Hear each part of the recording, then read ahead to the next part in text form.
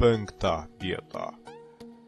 Vaiduokliška sala Hašima, dar kitaip vadinama Gukanžima, yra Japonijoje, o XIX amžiaus pabaigoje joje buvo atidaryta anglių kasykla, kurioje gyveno uždara akmens anglies kasyklų darbuotojų bendruomenė.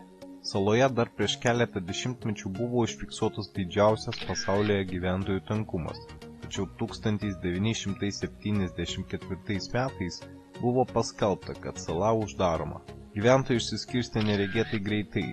Rekordinį tankumą turinti bendruomenė išsiskirstė vos per 3 mėnesius. Nuo tada sala yra visiškai tuščia ir negyvenama, o kelionės į šią vietą griežtai uždraustos. 4 vieta. Pripetė, šiaurinėje Ukrainos dalyje, netoli sienos su Baltarusija, maždaug už 100 km nuo Kijevo, apsaugos zonoje esantis apleistas miestas, įkurtas 1970 metais vien tik su tikslu priglausti elektrinės darbuotojus. Prieš 1986 metų įvykusią atominę katastrofą šiame mieste gyveno apie 50 000 žmonių.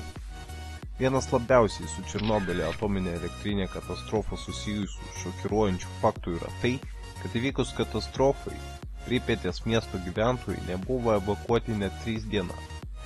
Šiandien tai tik radioaktyvus miestas vaiduoklis. 3 vieta. Centralija – nedidelė gyvenvietė JAV Pensilvanijos valstijoje. Visos nelaimės prasidėjo 1962 pavasarį, kuomet valdžia kreipėsi į ugniagesius. Pastarieji turėjo sudeginti milžinišką šiukšlių kalną, kuris buvo suverstas į vieną iš senų šachtų. Ugniagesiai įvykdė užduotį, tačiau liepsna netikėtai persimetė į kaiminystėje esančias šachtas. Gyventojai greitai pajuto po žeme įsižiebusio gaisro požymius, degėsių kvapą ir nuodingas besiveržiančias dujas. Iš pradžių valdžia bandė gesinti požeminį gaisrą, tačiau visos pastangos nuėjo perniek. Centralija virto miestų vaiduokliu. 2 vieta.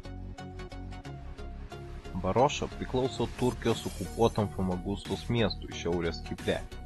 Anksčiau šis Famagustos kvartalas klestėjo kaip vienas prabangiausių atostogų kurortų, tačiau 1974 metais Turkijos pajėgos įsiveržė į Kiprą ir padalijo salą. Varošos gyventojai pabėgo, puoselėdami viltį, kad netrukus galės sugrįžti namo, tačiau Turkijos kariuomenė apjuostė kurortą spygliuota viela ir iki šiol visiškai jį kontroliuoja. Čia įleidžiami tik jungtinių tautų darbuotojai, kad pastatai truputį griūna. Pagal vadinamą Anano planą, Varoša buvo numatyta grąžinti graikiškąjį Kipro daliai, bet jos rinkėjai atmetė šį pasiūlymą. Ir planas perduoti kurortą vaiduoklį graikams nebuvo įgyvendintas. 1 vieta. Bodi – autentiškas miestas vaiduoklis.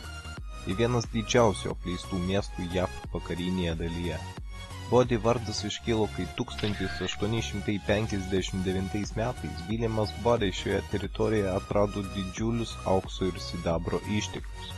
Pirmieji kasinėtojai čia atsikėlė 1861 metais, o per 20 metų gyventojų skaičius nuo 20 pakilo iki 10 000. Pagrindinis miestelio bumas truko vos 4 metus. Bodi patyrė nuosmukį. Prie to dar labiau prisidėjo ir įvykę gaisrai, nuniokoję daugybę pastatų. Visiškai gyventojų apleistų miestų Bodi tapo 1940 metais.